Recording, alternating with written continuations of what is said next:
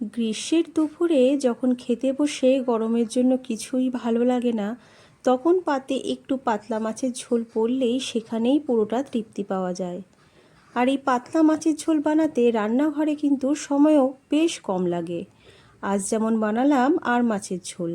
এই পাতলা মাছের ঝোল খুব টেস্টি করে কিভাবে বাড়িতে বানিয়ে ফেলবেন যাতে সময়ও খুব কম লাগে আর খেতেও হবে এমন যেন মুখে লেগে থাকে, সেটাই আজকে দেখে নেব।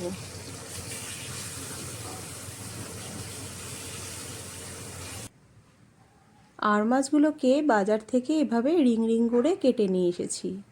এটাকে নুন হলুদে ভালো মতো ম্যারিনেট করে রেখে দিতে হবে।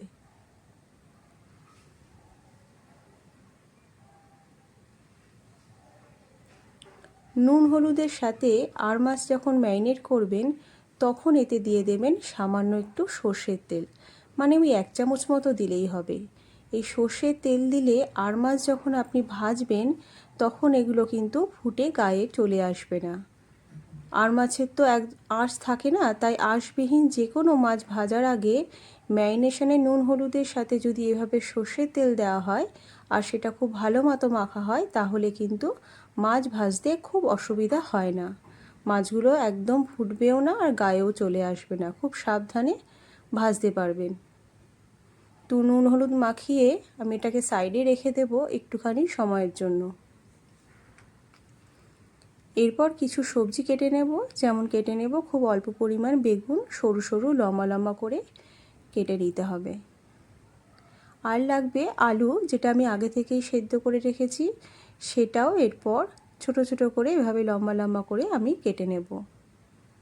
আলু যেহেতু আগে থেকে সেদ্ধ করা আছে, তো আমি জলের মধ্যেই নুন দিয়ে সেদ্ধ করে নিয়েছি। এরপর বেগুনগুলো সবকটা কেটে জলের মধ্যে দিয়ে সামান্য একটু নুন দিয়ে বেশিক্ষণ না, ওই 1 মিনিটের জন্য ভিজিয়ে রাখতে হবে। তাহলে কি হয়, যদি এর মধ্যে কোনো জার্মস থাকে তাহলে সেটা বেরিয়ে যাবে। শুধু বেগুনের ক্ষেত্রে নয়, যে কোনো সবজি রান্না করার আগে এভাবে যদি সামান্য নুন জলে ভিজিয়ে রাখেন তাহলে কিন্তু সবজির জার্মসটা নষ্ট হয়ে যায়। তো সেই জন্য 1 মিনিটের জন্য বেগুনটাকে এরকম নুন দিয়ে তাতে জল অ্যাড করে ভিজিয়ে সাইডে রেখে দেব।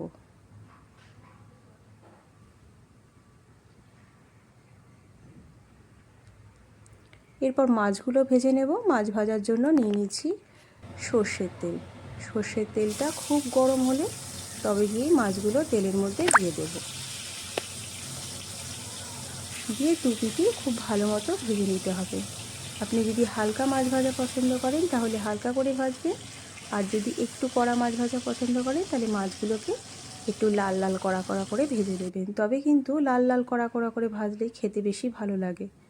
তবে অনেকে আছে যারা কড়া ভাজা খেতে পছন্দ করে না, তারা হালকা ভেজেই তুলে নিতে পারবেন। এভাবে সবকটা মাছ আমি ভেজে নিয়েছি। এবার ওই মাছ ভাজার তেলের মধ্যে ফোড়ন দিতে হবে। এক্সট্রা তেল অ্যাড করার কোনো প্রয়োজন নেই। গরমকালে পাতলা ঝোল বানাতে তেল কিন্তু বেশি ইউজ না করাই ভালো। তো ওই তেলের মধ্যে দিয়ে দেব একটা তেজপাতা আর একটা কাঁচা লঙ্কা। কাঁচা লঙ্কাটা অবশ্যই চিড়ে দেবেন। দিয়ে দেবো সামান্য পরিমাণ গোটা জিরে আর গোটা গরম মশলা, মানে এলাচ, লবঙ্গ, দারচিনি। এরপর কেটে রাখা আলুগুলো দিয়ে দেব।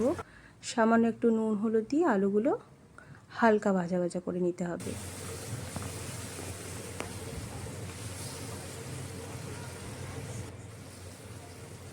হালকা ফ্রাই হয়ে গেলে এতে বেগুনটা অ্যাড করে দেব। এরপর সব একসাথে খুব ভালো মতো ভেজে নিতে হবে। মশলার মধ্যে দেব সামান্য একটু ধনে গুঁড়ো, অল্প পরিমাণ জিরে গুঁড়ো আর কাশ্মীরি লঙ্কার গুঁড়ো, সামান্য একটু গোলমরিচ গুঁড়ো অ্যাড করতে পারেন। সামান্য একটু জল দিয়ে মশলাটাকে খুব ভালো মতো কষিয়ে নেব।